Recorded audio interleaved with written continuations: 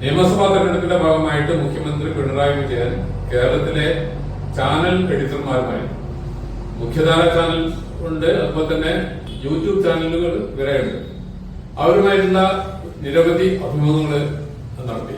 അപ്പം ആ നടത്തിയ ഒരു അഭിമുഖം കേരളത്തിലെ ഏറ്റവും പ്രമുഖ ചാനലായിട്ടുള്ള ഏഷ്യാനെറ്റിന്റെ സിന്ധു സൂര്യകുമാറുമായിട്ടുള്ള നടത്തിയിട്ടുള്ള ഒരു അഭിമുഖം ഞാൻ കണ്ടു.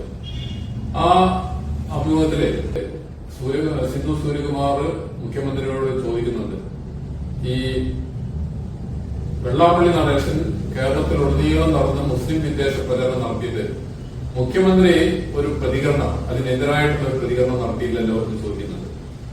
ആ സമയത്ത് മുഖ്യമന്ത്രി പറയുന്ന ഒരു കാര്യം എന്താണെന്ന് വെച്ചാല്, ഈ വെള്ളാപ്പള്ളി നടേശൻ ഈ പറഞ്ഞത് മുസ്ലിങ്ങളെ കുറിച്ചല്ല, എല്ലാ മുസ്ലിങ്ങളെയും കുറിച്ചല്ല, മറിച്ച് മുസ്ലിം ലീഗുകാരെ കുറിച്ചാണ് എന്നാണ് മുഖ്യമന്ത്രി മറുപടി പറയുന്നത്. അബ്ദുൽ സലാം യഥാർത്ഥത്തിൽ സിന്ധു സൂര്യകുമാർ ചോദ്യം ചോദിക്കേണ്ടിയിരുന്നു. എന്താണെന്ന് വെച്ചാല്, ഈ വെള്ളാപ്പള്ളി പറഞ്ഞു കേരളത്തിലെ നായാടി മുതൽ നസ്രാണി വരെയുള്ള ആളുകൾ ഒന്നിക്കണം എന്നാണ്. അപ്പം ഈ നായാടി മുതൽ നസ്രാണി വരെ ഉള്ള ആളുകൾ ഒന്നിക്കുമ്പോൾ അതില് ആരില്ല, മുസ്ലിങ്ങളില്ല.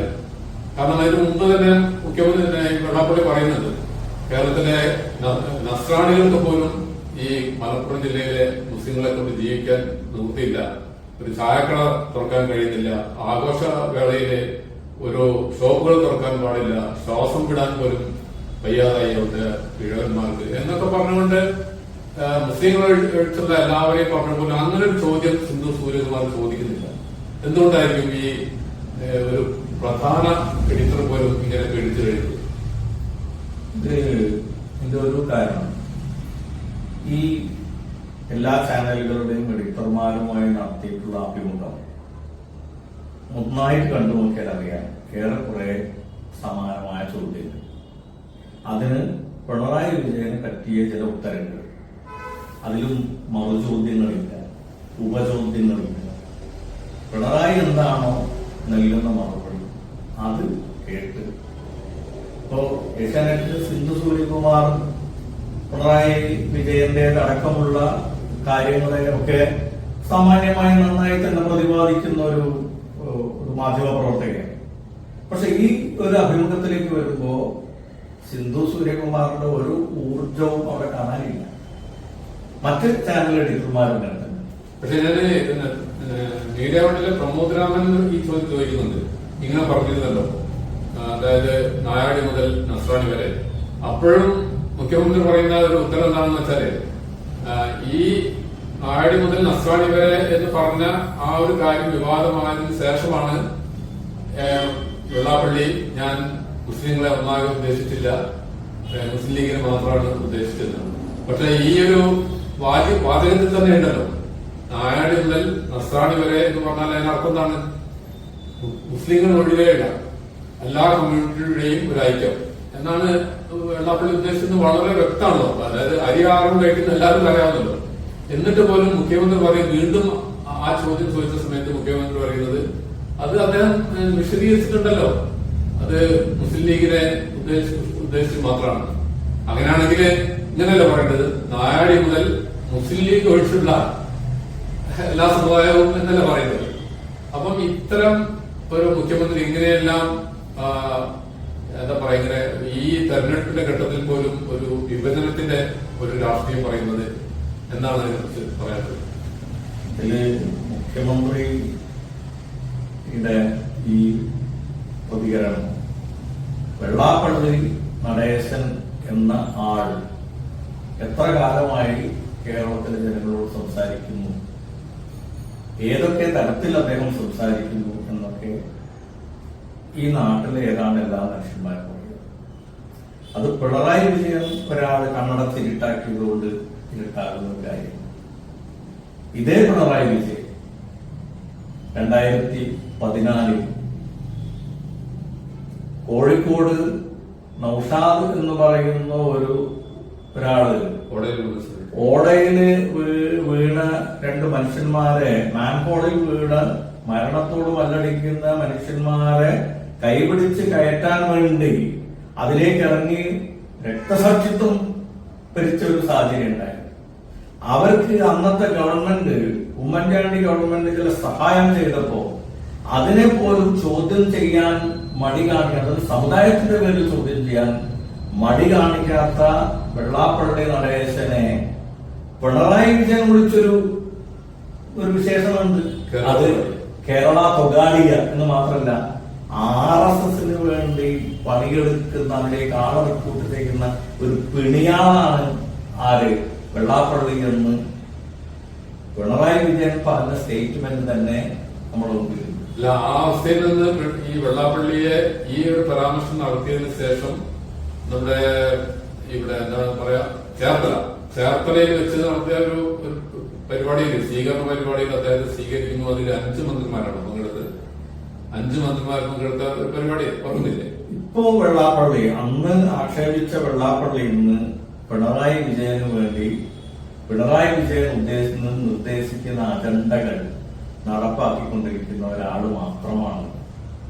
ഇപ്പൊ പിണറായി വിജയൻ ഇത് പറയുമ്പോൾ വെള്ളാപ്പള്ളി ഒരു കാര്യം പറയുകയാണ്. എന്തൊക്കെയാണ് പറഞ്ഞത് ഒന്ന് എടുത്തു നോക്കുക. ഒന്ന്, മലപ്പുറം ജില്ലയിൽ ഹിന്ദുക്കൾ, ഈഴവരുന്ന എന്റെ ഒരു സമുദായത്തിൽ നിന്നാണ് പറയുന്നത്. ഹിന്ദുക്കൾ, ഇപ്പൊ അദ്ദേഹത്തിന്റെ നായാടി മുതൽ നമ്പൂതിരി വരെയുള്ളത് കണക്ക് നോക്കിയാൽ, നസ്രാണി വരെ എന്ന് വെച്ചാൽ പ്രധാനമായും ഹിന്ദുക്കൾ, അല്ലെങ്കിൽ മുസ്ലിങ്ങളല്ലാത്ത മറ്റു സമുദായങ്ങൾ. ആ മറ്റു സമുദായങ്ങൾക്ക് മലപ്പുറം ജില്ലയിൽ ജീവിക്കാൻ വേണ്ടി വയ്യ, ശ്വാസം വിടാൻ പോലും വയ്യ, വെള്ളം കുടിക്കാൻ വയ്യ, ചായ കുടിക്കാൻ വയ്യ, ജീവിക്കാൻ ഒരു നിവൃത്തിയില്ല. അവിടെ ആളുകൾക്ക് വിദ്യാഭ്യാസം കിട്ടുന്നില്ല. അങ്ങനത്തെ ഒരു പ്രദേശമാണ് മലപ്പുറം ജില്ല എന്നാണ് പറയുന്നത്. ഇത് മലപ്പുറം ജില്ല ലീഗിന്റെതാണ് അല്ലല്ലോ. മലപ്പുറം ജില്ല ഈ കേരളത്തിലെ പിണറായി വിജയൻ 10 വർഷമായി ഭരിച്ചുകൊണ്ടിരിക്കുന്ന കേരളത്തിലെ ഏറ്റവും മികച്ച, അല്ലെങ്കിൽ ഇന്ത്യയിലെ ഏറ്റവും മികച്ച സംസ്ഥാനമായ കേരളത്തിലെ ഒരു ജില്ലയല്ലേ. അതേ പിണറായിയും പാർട്ടി സെക്രട്ടറി പറയും മുസ്ലിങ്ങളുടെ അട്ടിപ്പേറാവകാശം ലീഗിനല്ല. മുസ്ലിങ്ങളുടെ അട്ടിപ്പേറാവകാശം ലീഗിനല്ല എന്ന് പറയുന്ന അതേ ആൾക്കാർ തന്നെയാണ് മലപ്പുറം ജില്ലയെ ആക്ഷേപിക്കുമ്പോ അത് ലീഗിനെതിരായ ആക്ഷേപമല്ല, അത് മുസ്ലിങ്ങൾക്കെതിരായത് മലപ്പുറം ജില്ലക്കെതിരായ ആക്ഷേപമാണ്. ആ ആക്ഷേപത്തിന് ഒന്നാമത് മറുപടി പറയും, എന്റെ സംസ്ഥാനത്ത്, ഈ കേരള സംസ്ഥാനത്ത് മറ്റ് സംസ്ഥാനങ്ങളിലുള്ള, അതായത് എന്താണ് വെള്ളാപ്പള്ളി പറയുന്നത്? വെള്ളാപ്പള്ളി പറയുന്നത് ഇന്ത്യയിലെ സംഘപരിവാർ എന്താണോ കേരളത്തെ കുറിച്ച് പ്രചരിപ്പിക്കുന്നത് അതാണ്. ഹിന്ദുക്കൾക്ക് രക്ഷയില്ലാത്തൊരു സംസ്ഥാനമാണ് കേരളം എന്നാണ് പറയുന്നത് ഈ ഓൾ ഇന്ത്യ തലത്തിൽ. അതേ സംഘപരിവാർ വാദമാണ് മലപ്പുറം ജില്ലയെ പറ്റി വെള്ളാപ്പള്ളി നടേശൻ പറഞ്ഞത്. ഈ ഓൾ ഇന്ത്യ ലെവലിൽ പറഞ്ഞ സമയത്ത് ഇപ്പം ഈ എഡിറ്റർമാര്, അതില് പ്രമോദ് രാമൻ ചോദിച്ചല്ലോ, മറ്റു എഡിറ്റർമാര് ചോദിക്കാത്തൊരു ചോദ്യമാണ് മുഖ്യമന്ത്രി ഹിന്ദു പത്രത്തിന് കൊടുത്ത ആ അഭിമുഖം മലപ്പുറം ജില്ലയുമായി ബന്ധപ്പെട്ട്. അതിപ്പോഴും നിലനിൽക്കുകയാണോ? ഹിന്ദു പത്രത്തില് കേരളത്തിലെ, ഇന്ത്യയിലെ ഏറ്റവും ക്രെഡിബിലിറ്റി ഉള്ള ഒരു പത്രത്തിൽ വന്ന ഒരു സാധനം ഇപ്പോഴും നിലനിൽക്കുകയാണ്. അതൊരു ശ്രദ്ധിക്കേണ്ട ഒരു കാര്യമാണ്. അപ്പം അത് പിണറായി വിജയൻ കൊടുത്ത അഭിമുഖമാണ്. പിണറായി വിജയൻ ദി ഹിന്ദു പത്രത്തിന് ഒരു അഭിമുഖം കൊടുക്കും. ആ അഭിമുഖത്തിൽ മലപ്പുറം ജില്ലക്കെതിരായി എന്താണോ ദേശീയ തലത്തിൽ സംഘപരിവാർ പറയുന്നത് അത് പിണറായി വിജയന്റേതായി ദി ഹിന്ദു പത്രത്തിൽ വരും. അത് പത്രത്തിൽ അച്ചടിച്ചു വന്നപ്പോ ആളുകൾ അത് അതിനെപ്പറ്റി ചോദ്യങ്ങൾ ഉന്നയിക്കാൻ തുടങ്ങിയപ്പോ പിണറായി വിജയൻ നിഷേധിച്ചു. അത് ശരിയല്ല, ഞാൻ പറഞ്ഞതല്ല എന്ന് ദി ഹിന്ദുവിനോട് പറഞ്ഞു. ദി ഹിന്ദു അതിനൊരു നിഷേധക്കുറിപ്പ് കൊടുത്തു. ആ നിഷേധക്കുറിപ്പ് ഒന്ന് ശ്രദ്ധിച്ചു വായിക്കേണ്ട ഒരു നിഷേധക്കുറിപ്പാണ്. അതിൽ ദി ഹിന്ദു പറയുന്നുണ്ട്, ഈ അഭിമുഖം ഏർപ്പാടാക്കി തന്ന പിണറായി വിജയൻ മുഖ്യമന്ത്രിയുടെ ആളുകൾ ആണ്. ഈ പരാമർശം ഈ അഭിമുഖത്തിൽ വരണം എന്ന് പറഞ്ഞ് നിർദ്ദേശിച്ച് തന്നതാണ് എന്ന് പറയുന്നു.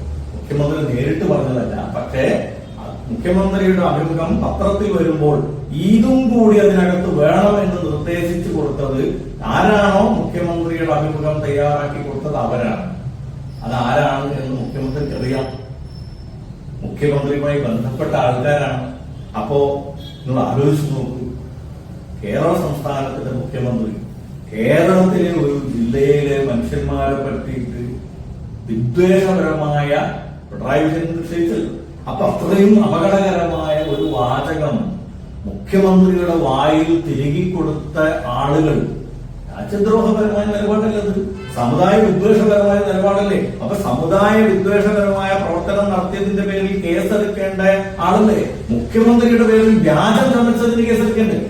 ആലോചിക്കുന്നത് ഒരു മുഖ്യമന്ത്രിയുടെ പേരിൽ വ്യാജം ചമച്ചത്, കേരളത്തിലെ ജനങ്ങളെ തമ്മിൽ തല്ലിക്കാൻ ശ്രമിച്ചത്, മതവർഗീയത പ്രചരിപ്പിക്കാൻ ശ്രമിച്ചത്, ഏതെല്ലാം തരത്തിൽ അപകടകരമായ വകുപ്പുകൾ ഉപയോഗിച്ച് കേസെടുക്കേണ്ട ആളുകളാണ് അവര്.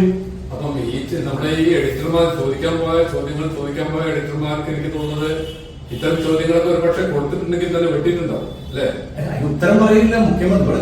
കേരളത്തിലെ ഏറ്റവും വലിയ തമാശ എന്ന് പറയുന്നത് ഈ മാധ്യമ പ്രവർത്തകർക്ക് സത്യത്തിൽ മുഖ്യമന്ത്രിയെ പേടിയാണ്. മുഖ്യമന്ത്രിയോട് ചോദ്യം ചോദിക്കാൻ നേരിട്ടൊന്നും ചോദിക്കാൻ പറ്റില്ല. പിന്നെ ഈ ചോദ്യങ്ങളെല്ലാം എന്താണ്? ഇതൊക്കെ റെക്കോർഡ് ചെയ്ത ചാനലുകളിൽ റെക്കോർഡ് ചെയ്തതിന് ശേഷമാണ് സംപ്രേഷണം ചെയ്യുന്നത്, ലൈവ് അല്ലല്ലോ. അതുകൊണ്ട് ഇനി ചോദിച്ചാലും ചോദ്യങ്ങളുടെ ഉത്തരങ്ങൾ സംപ്രേഷണം ചെയ്യാനുള്ള അവകാശം ആർക്കുണ്ടാവില്ല ഈ ചാനലുകൾ. മാത്രമല്ല ഇതിന്റെ പെയ്ഡ് പ്രോഗ്രാം ആണെങ്കിൽ ആ എമൗണ്ട് കൊടുത്തായിരിക്കും ചെയ്യാൻ. ഇത് പെയ്ഡ് പ്രോഗ്രാം ആയിരിക്കും, പെയ്ഡ് പ്രോഗ്രാം ആയിരിക്കാനുള്ള സാധ്യതയുണ്ട്. എല്ലാ ചാനലുകൾക്കും പരസ്യം കൊടുക്കുന്നത് പോലെ ഇതൊരു പെയ്ഡ് പരിപാടിയായി മുഖ്യമന്ത്രിയെ ഒന്ന് ഒളിപ്പിച്ചെടുക്കാനുള്ള അതായത് ഉണ്ടല്ലോ. ഈ ചാനലുകളുടെ അഭിമുഖം വന്ന പിറ്റേന്ന് അന്ന് തന്നെ എന്ത് വന്നു? പിണറായി ഈ CPM ഇടതുപക്ഷ സൈബർ കമ്മ്യൂണുകളിൽ എന്ത് വന്നു? 8-10 ചാനലുകളിൽ അദ്ദേഹം ഇരുന്ന് എത്ര അക്ഷോഭ്യനായാണ് അദ്ദേഹം എഡിറ്റർമാരെ ഉത്തരം മുട്ടിച്ച ഉത്തരങ്ങൾ എന്നൊക്കെ പറഞ്ഞിട്ടുണ്ട്. സത്യത്തിൽ ഉത്തരവും ചോദ്യവും ഒക്കെ എഴുതി കൊടുത്ത ഉത്തരങ്ങളും ചോദ്യങ്ങളും അല്ലാതെ വിയർക്കുന്ന ഒരു ചോദ്യവും ചോദിക്കാൻ ഈ എഡിറ്റർമാർ തയ്യാറായില്ല. ഇനി വല്ല ചോദ്യവും വന്നാൽ തന്നെ അതിന് പിണറായി വിജയൻ നൽകുന്ന ഉത്തരം, അതാണല്ലോ അതിന്റെ രസം. അതല്ലേ, അതായത് വെള്ളാപ്പള്ളി നടേശൻ എന്താണ് വളരെ മോശമായി വർഗീയ തരത്തിലുള്ള പ്രവർത്തനം നടത്തി, അത് മുസ്ലിം സമുദായത്തിനെതിരെ, മലപ്പുറം ജില്ലക്കെതിരായത്. അങ്ങനെ പിണറായി വിജയൻ നേരിട്ട് മറുപടി പറയേണ്ട കാര്യങ്ങളാണ് വെള്ളാപ്പള്ളി പറഞ്ഞത്. പക്ഷേ അതെല്ലാം പറഞ്ഞു കഴിഞ്ഞ ശേഷം ഇത് ലീഗിനെതിരായി ഞാൻ പറഞ്ഞതാണ് എന്ന് വെള്ളാപ്പള്ളിയുടെ വിശദീകരണം കൊണ്ട് മുഖ്യമന്ത്രി സംതൃപ്തനാകാണ്. അപ്പൊ മുഖ്യമന്ത്രിയെ സംതൃപ്തനാക്കുന്നത് ഇതത്തരം പ്രചരണം. കാരണം വെള്ളാപ്പള്ളി എന്ന് പറയുന്നത് മുഖ്യമന്ത്രിയുടെ പ്രതിപുരുഷനാണ്. അതുകൊണ്ടാണല്ലോ ഓരോ വിദ്വേഷ പ്രസംഗം നടക്കുമ്പോൾ പിറ്റേ ദിവസം എന്തുണ്ടാവും? ഇപ്പോ വെള്ളാപ്പള്ളിയെ ആദരിക്കുന്ന ഒരു ചടങ്ങുണ്ടാവും. ആ വെള്ളാപ്പള്ളി ആദരിക്കുന്ന ചടങ്ങിൽ മുഖ്യമന്ത്രി ചെല്ലുന്നു, ഒരു മാലയിടുന്നു, സ്വീകരിക്കുന്നു. അദ്ദേഹം കുമാരനാശാനേക്കാൾ സത്യത്തിൽ പക്ഷേ യഥാർത്ഥത്തിൽ ആ വെള്ളാപ്പള്ളിയുടെ ആ ഒരു ഇമേജ് തകർത്തത് കേരള ഹൈക്കോടതിയാണ്. അതെ അതെ അതെ അതെ അതെ അതൊരു രസമാണല്ലോ. കേരള ഹൈക്കോടതി അത് എന്തിന്റെ പേരിൽ ചെയ്തു? ഈ വിദ്വേഷ പ്രസംഗത്തിന്റെ പേരിലല്ലല്ലോ. എന്തിനാണ്? SNDP ശ്രീനാരായണ ഭക്തരുടെ പണം മോഷ്ടിച്ചതിന്, അക്കൗണ്ട് കൃത്യമായി പാലിക്കാത്തതിന്, ശശീരിയാരിൽ കണക്ക് കൊടുക്കാത്തതിന്, എന്തിനെല്ലാം കേസുള്ള ഒരാളാണ്. കേരളത്തിന്റെ ആഭ്യന്തര വകുപ്പ് മന്ത്രിയില്ലേ? ആ കേരളത്തിന്റെ ആഭ്യന്തര വകുപ്പ് മന്ത്രി കൂടെ കൊണ്ടു നടക്കുന്നത്, പ്രകീർത്തിക്കുന്നത് കുമാരനാശാനേക്കാൾ കേവനാണ്, ശ്രീനാരായണ ഗുരുവിനേക്കാൾ മഹാനാണ്. ആഭ്യന്തര വകുപ്പിന് കീഴിലുള്ള മലപ്പുറം ജില്ലയിലെ ഒരു വിഭാഗം ജനങ്ങൾക്ക് ജീവിക്കാൻ ശ്വാസം വിടാൻ കഴിയില്ല എന്ന് പറഞ്ഞ സമയത്ത് ആഭ്യന്തര വകുപ്പ് വളരെ ഇങ്ങനെ എന്താ പറയാ നിസ്സാരമായി നോക്കി. അതെ അതെ അതെ ഒരു മുഖ്യമന്ത്രി പറയാണ് ഒരു ജില്ലയില്, അദ്ദേഹത്തിന്റെ കീഴിലുള്ള ഒരു ജില്ലയിൽ ഒരു സമുദായത്തിന് ജീവിക്കാൻ നിവൃത്തിയില്ല എന്ന് പറയുന്ന ഒരാളെ പിറ്റേത്തെ ദിവസം പോയി അന്ന് തന്നെ പോയി മാലയിടുകയാണെങ്കിൽ എന്താ ഇതിന്റെ അർത്ഥം? എന്താണ് ഇത് അതിനെ മനസ്സിലാക്കേണ്ടതെന്ന് ഒരു കാര്യം ഉറപ്പാണ്. ഈ വെള്ളാപ്പള്ളി നടേശന്റെ വിദ്വേഷ പ്രസംഗങ്ങൾ വേറെ ആരുടെയും അജണ്ടയല്ല, പിണറായി വിജയന്റെ അജണ്ടയാണ്. ആ അജണ്ടയ്ക്ക് കേരളത്തിലെ ചില എഡിറ്റർമാരും കൂട്ടുനിൽക്കുന്നു. അത് പെയ്ഡാണ്. ഈ എഡിറ്റർമാർ കൂട്ടുനിൽക്കുന്നു എന്ന് പറയുന്നത് എന്താണ്? പരസ്യത്തിന്റെ ഭാഗമാണ്. ലക്ഷക്കണക്കിന് രൂപ കൊടുത്തിട്ട് നടക്കുന്ന പ്രചരണ പരിപാടി. അല്ലെങ്കിൽ കേരളത്തിലെ മാധ്യമ പ്രവർത്തകർ ഇപ്പൊ ചോദ്യങ്ങൾ ചോദിച്ച പ്രമോദ് രാമനാവട്ടെ, സിന്ധു സൂര്യകുമാർ ആവട്ടെ, ഇവരൊന്നും അത്ര മോശം മാധ്യമ പ്രവർത്തകരാണ് എന്ന അഭിപ്രായം എനിക്കില്ല. ഇവർക്ക് ഇതിനേക്കാൾ ഭംഗിയുള്ള ചോദ്യങ്ങൾ, ചാട്ടുളി പോലെയുള്ള ചോദ്യങ്ങൾ ചോദിക്കാൻ പറയാം.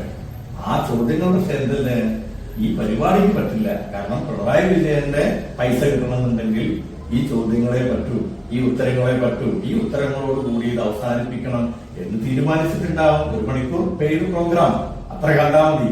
അല്ലെങ്കിൽ അത്ര മോശക്കാരാണ് പ്രമോദ് രാമനും സിന്ധു പ്രബോധനം ഇനി ചോദിച്ചത്. സിന്ധു സൂര്യകുമാറാണ് വളരെ ഈ ചാനൽ പരിപാടികളിലൊക്കെ നിന്ന് എല്ലാ ആളുകളെയും ഇങ്ങനെ വിറപ്പിച്ചു വിടുന്ന സിന്ധു സൂര്യകുമാറൊക്കെ പഞ്ചപുച്ച മടക്കി ഇത്ര ചെറിയ ചെറിയ ചോദ്യങ്ങൾ ചോദിച്ച് കുറെ വിളിക്കുന്നത് കേട്ടാലേ ഒരു സങ്കടം തോന്നും. ഓക്കെ.